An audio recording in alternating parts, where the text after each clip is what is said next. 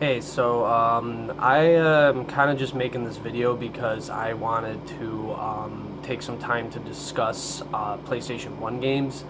Uh, for anybody out there who's probably thought of or wanted to start a PlayStation 1 collection and kind of get an idea of where to start, I just kind of sort of looked at my collection that I have already and thought that I actually have like a pretty decent number of um, titles that are kind of relatively inexpensive and ones that are a little bit more on the pricey side, but I generally try and stick to games that I think I'm going to play or games that I might have an interest down the line playing if I find another game that kind of pushes me into a particular genre. So I just kind of wanted to go through really quick. I have like probably just under 50 something games here, and if they're ones that I didn't play a lot or ones that I just happened to inherit for whatever reason, I'm not going to really have a lot to say on them, but I just kind of wanted to, again, give anybody out there an idea of kind of where to start with things. So I got everything separated by piles here. I have the ones that just came in like the single disc cases, and then the ones that came in the double disc cases. I usually wear glasses, but for the sake of the lighting probably already being absolutely horrible for this video, I didn't want to add any extra glare to it. So if I don't know what the hell I'm looking at, then I apologize. So this one right here, this is Ace Combat 3. I don't really have much to say about this game. To kind of start off with, this is a game that I did inherit from a friend who was just kind of looking to get rid of his collection. I think if you like combat simulator games, this is probably going to work out for you. This game isn't really more than, I think, maybe $10 at most, and you could probably find it a lot cheaper than that. One that is a little bit more on the pricier side that I really enjoy is called Bust a Groove. Not to be confused with the Bust a Move series. This is a rhythm-based game, an earlier kind of rhythm-based game.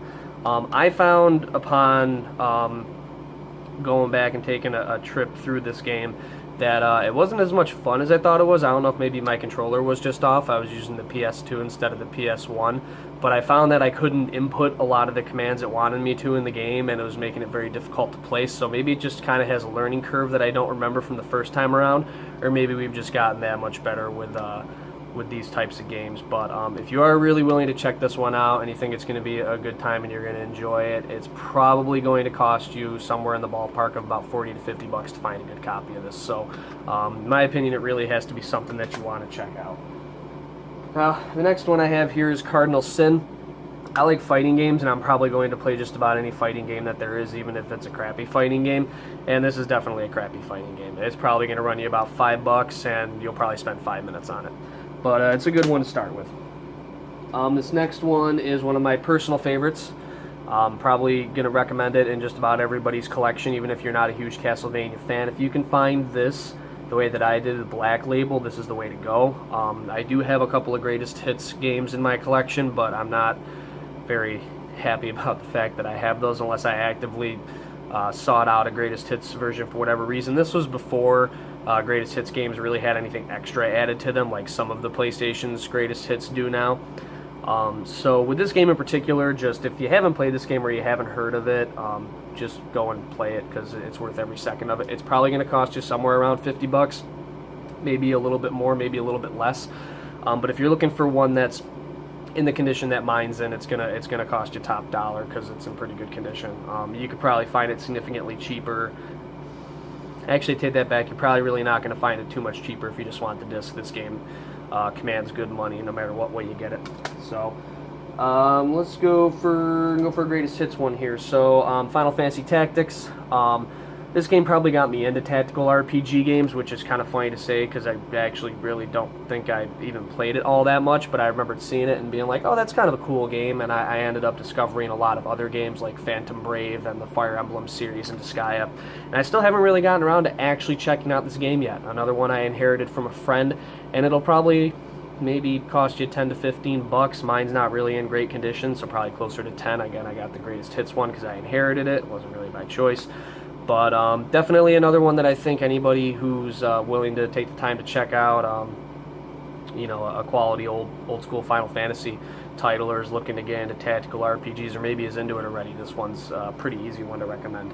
Let's stay on that course, I guess. Go with Final Fantasy VIII. Again, I apologize. These are kind of just jumbled around down here, but mine's actually in really good condition here, and you can get this really, really cheap. I mean, this game's probably like 10 bucks. Actually, I don't even really think it costs that much. Anybody who knows anything about Final Fantasy is going to know this game. I'm going to recommend it for anybody looking to build a big PlayStation collection, just because it is a Final Fantasy game, and it's probably one of the better ones out there. A lot of people who are really big into the series will talk about how great 10 is. People like me who are a tad bit older than that are going to talk about how great 7, 8, and 9 are. And 8 here is no different pretty much. So continuing with that, I'm going to recommend 9.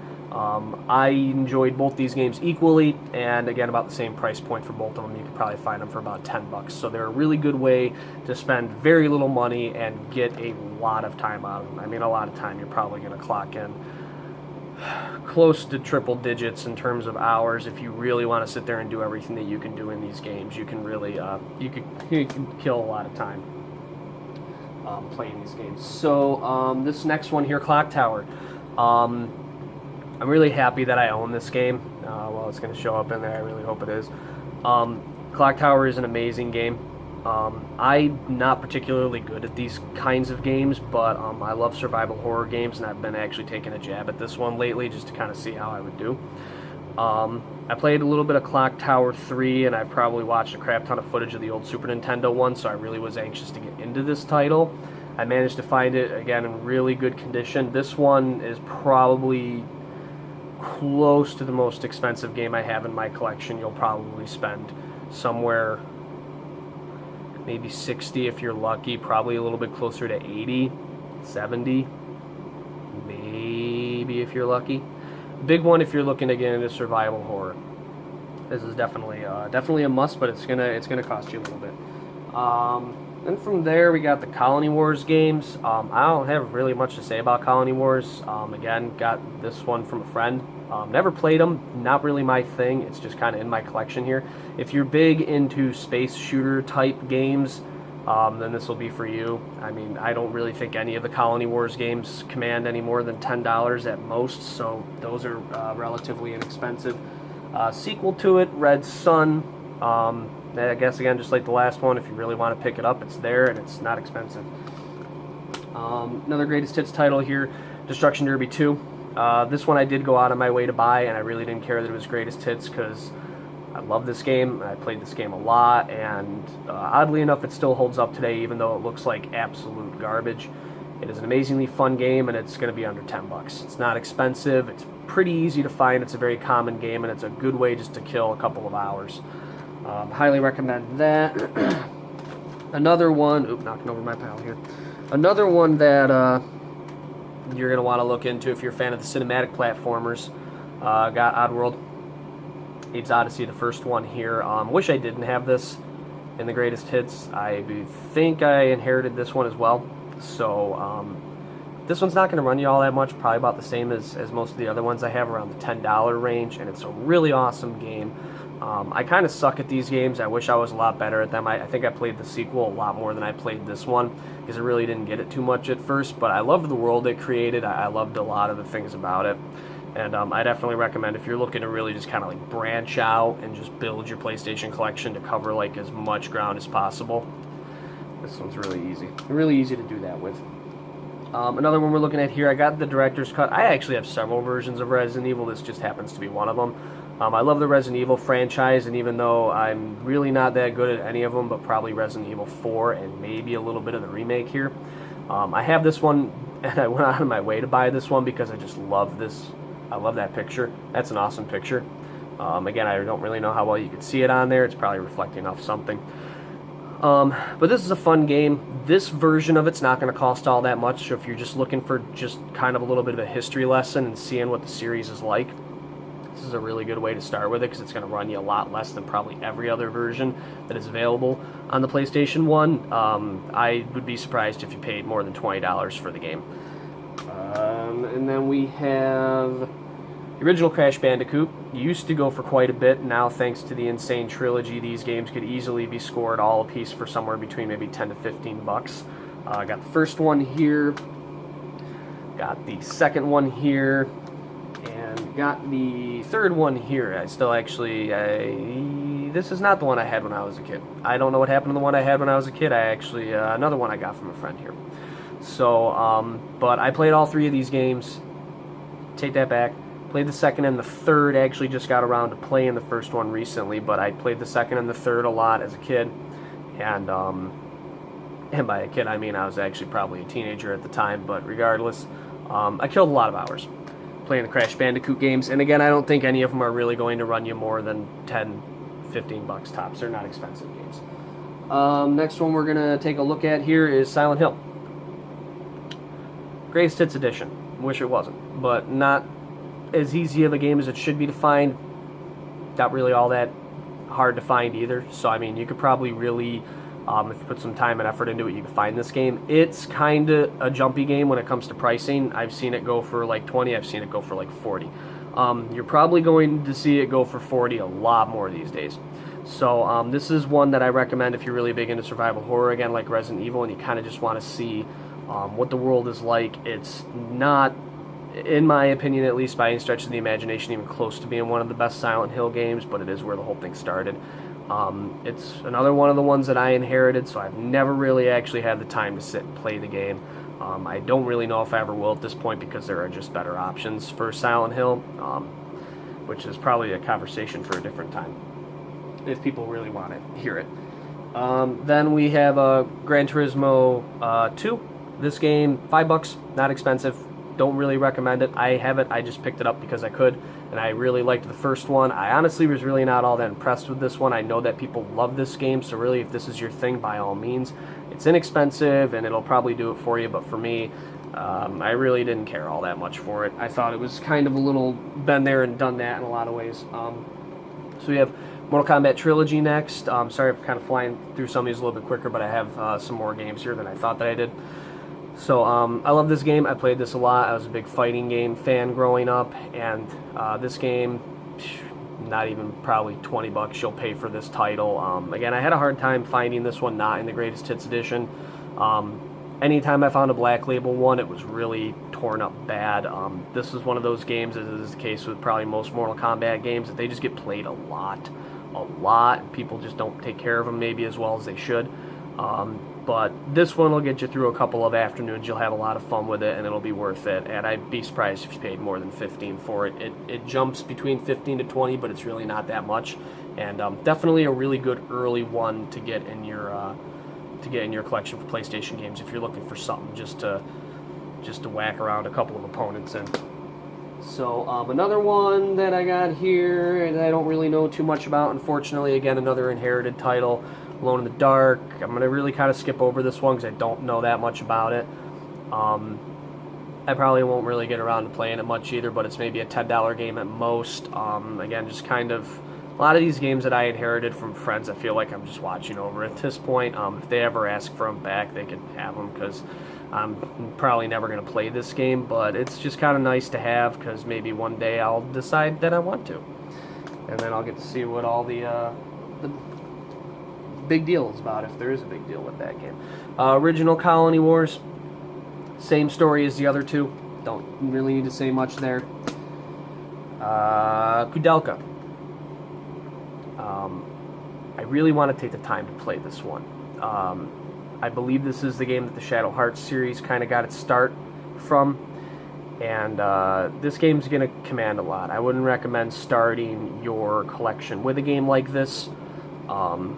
It's up to about 70 bucks right now on average for sales online. So if you really want to know if you're really big into the Shadow Hearts series, then by all means pick it up, but otherwise I wouldn't. I need to find the time to really sit and play this game. I've been looking for an excuse to get into the Shadow Hearts world, and this is apparently where the whole thing started. I don't know if it's directly tied into it or if it's the spiritual successor type thing, but I'm interested, and again, I've had it for a while now, but I really just need to find the time to sit there and sink my teeth into the game and not get pulled away from it. So another one that we got here is Final Fantasy Anthologies. I think I played a bit of 6.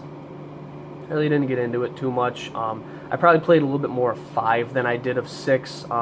have a hard time getting into a lot of old school RPG games. I love the art style, but something about it just doesn't really work me through the stories. I think just playing the 7th, having that and the 8th be like 2 of my first RPG games just kind of sort of killed that whole thing for me.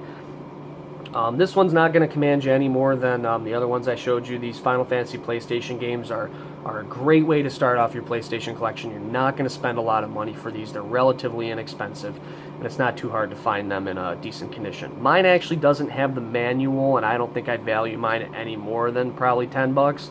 But if you could find one complete, it might steer you a little bit more towards 20. But again, I'd be surprised if you can't find it a little bit cheaper someplace else. And Final Fantasy VII, probably the one that'll cost you the most out of all of them, but still we're talking like 20 bucks tops. Played the crap out of this game, as probably most people my age did, and I'm not really even that big of an RPG guy, but I love this game. I'd recommend it. I'd recommend it half to death for anybody. Okay, so the next game that I got here is Iron Hander.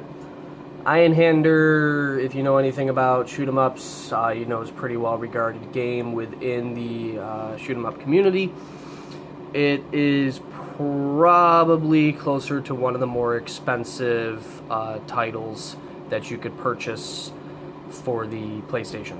If you are looking to build up a collection, I do not recommend starting with a game like Iron Hander. I personally love this game. I always have. I played the crap out of a demo when I first discovered it, and then I rented it and I played it as far as I could. I didn't really know that much about shoot-em-ups back then, so I really didn't do all that great with it. But you're looking at top dollar with a game like this. I got really lucky, and I actually have a super good quality version of the game. I happened to saw it. I happened to see it, and I dropped some decent change on it. You're probably going to be looking at paying close to triple digits, if not triple digits, if you want to get this game in good condition. You can get it for less. You can honestly probably dip as low as about 60 bucks and get this game. You're probably not going to be looking at a really good quality copy of it. If you just want to play it, by all means, grab just the disc. Again, you can get it for that low. But if you want it in the kind of condition that this one is in, just be prepared. You're probably going to drop a little bit of money down on it, and I think you really have to be big into shoot-em-ups like myself, or really enjoy playing these kind of games to do it, because the only problem with shoot-em-ups is once you beat them, you kind of just want to move on to the next one and try and beat that one, and you end up shelving the last one you play. So Jet Moto 2 is the next one that I got here.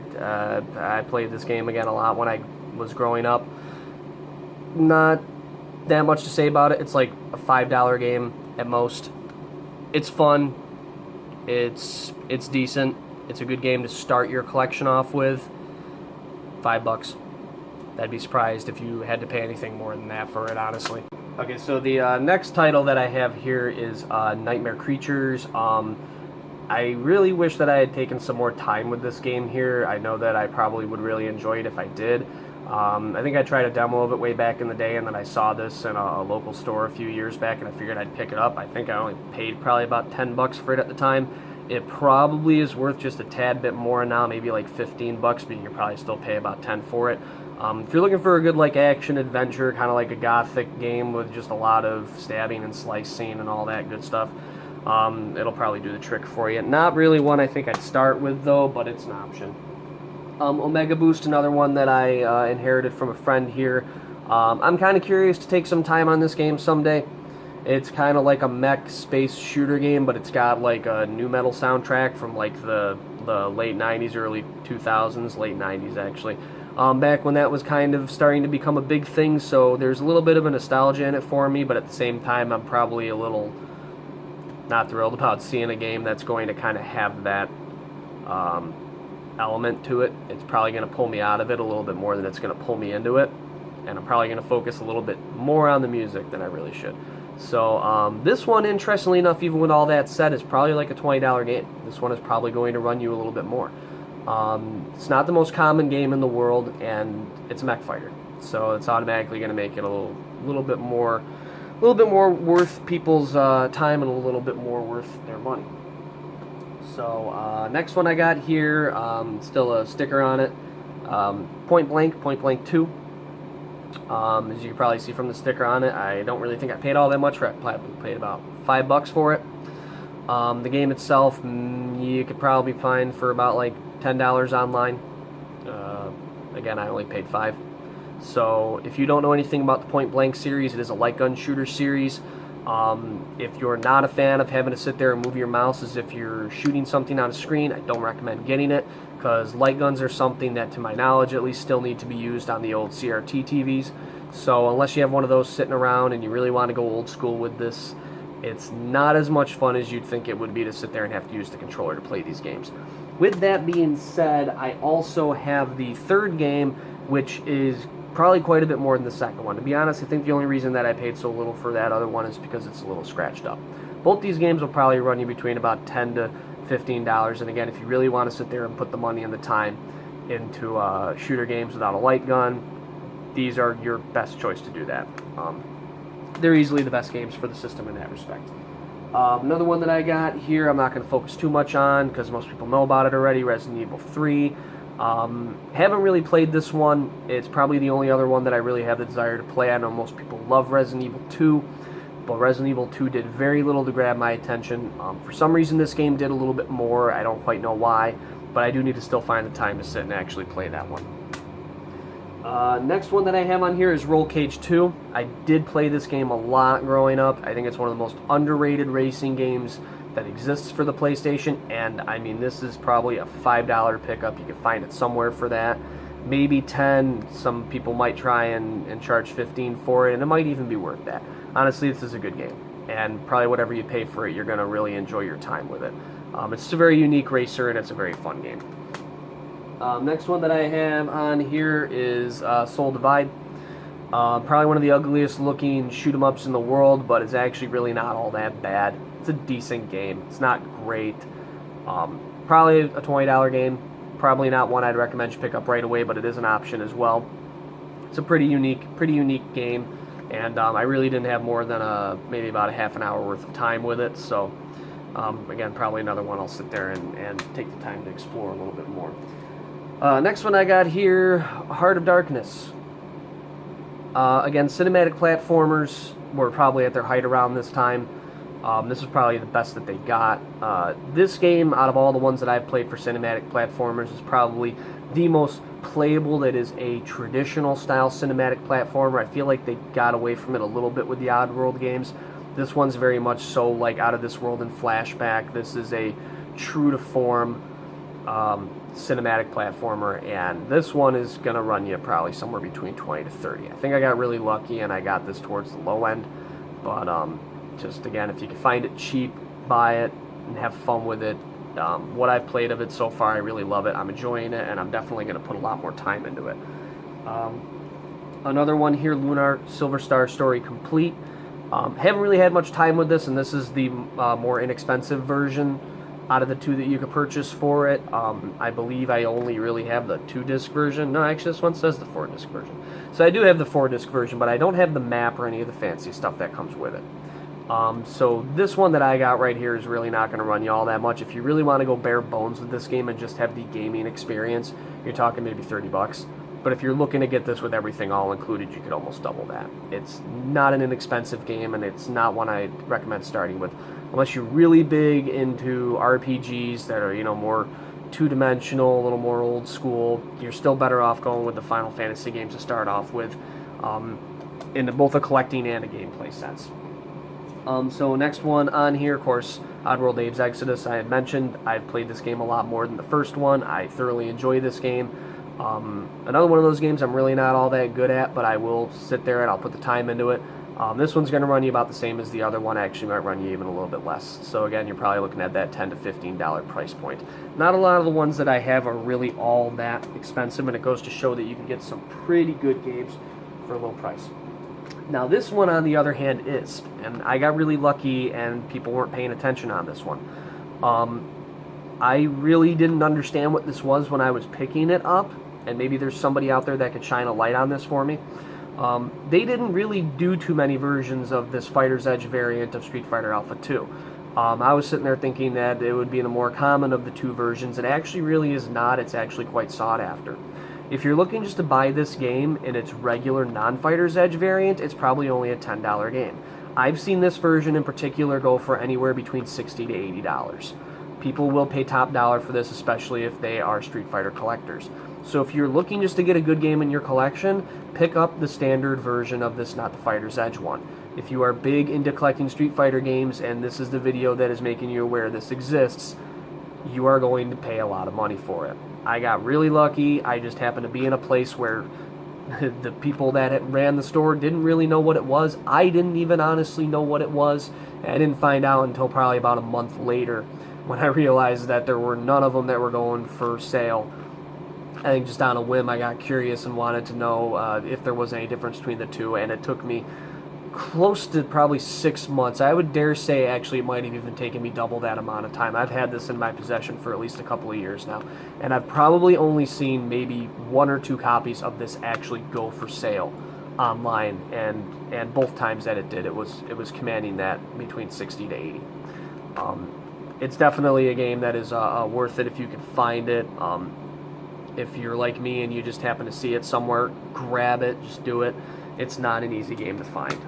A good one if you're big into really just collecting and you enjoy that. Suikoden 2. Suikoden 2. However you pronounce the game. Probably the most expensive one that I own for PlayStation. This game right here, I think I probably got it when it wasn't horribly expensive. You'll probably pay anywhere between $120 to $140 for it.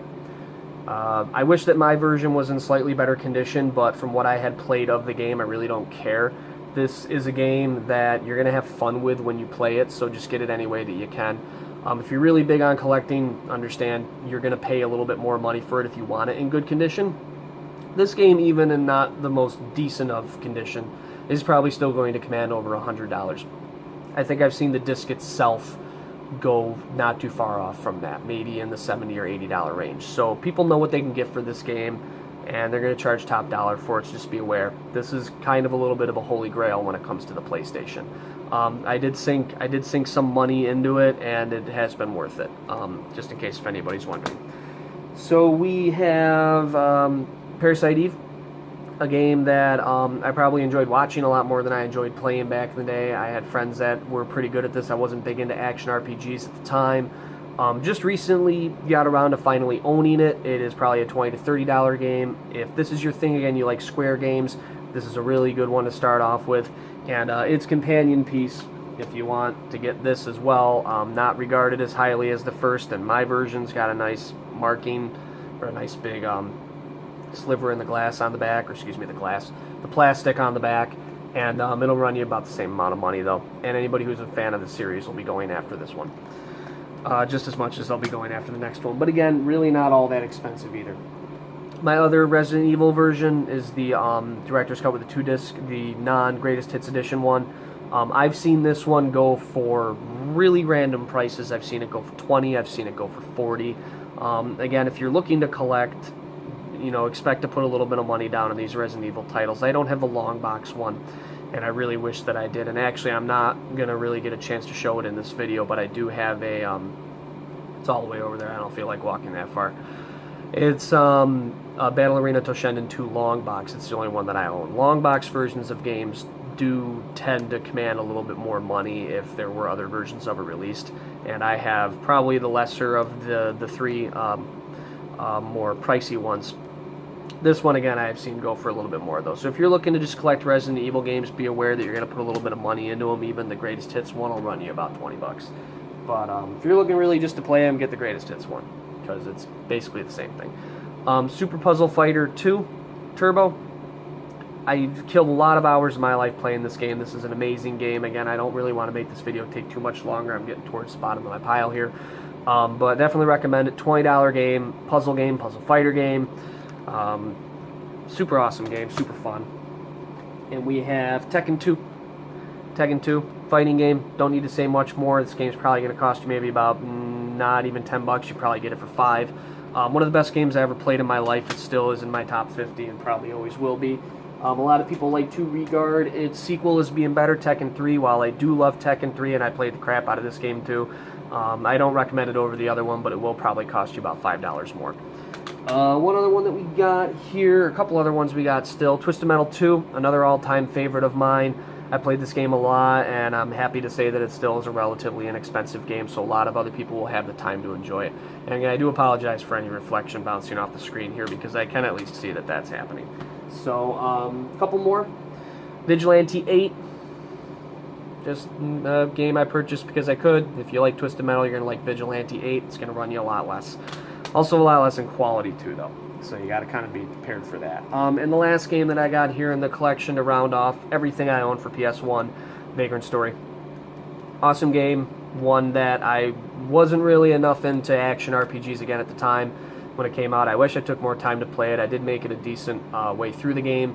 And solid recommendation for anybody, again, really looking to start their collection. This one might be the first one that you might want to drop some serious money on. It's probably around about $30, but it's totally worth every second of it. So that's it. That's what I got. And I really hope that you guys watching this video really enjoyed what you saw. I don't, again, really have all that many expensive titles in there. A lot of what I have is really good stuff to just start a solid PlayStation collection with. I really love collecting, but I really love playing games more, and I like to kind of balance out everything that I own in that respect. I want it to be a healthy balance of the two. And I'm hoping that what you had seen here kind of, you know, gives you guys an idea of where to start with it. Maybe it'll inspire you to check out some games you hadn't in the past. But whatever you think, like, subscribe, let me know if this video helped you. I do have other ones I can do. I own a pretty decent amount of games. This does happen to be one of my larger collections, but if you're looking for some tips or ideas or things that, you know, you want some kind of input on or any sort of advice for when it comes to collecting, you know, happy to be a resource. So thanks, guys.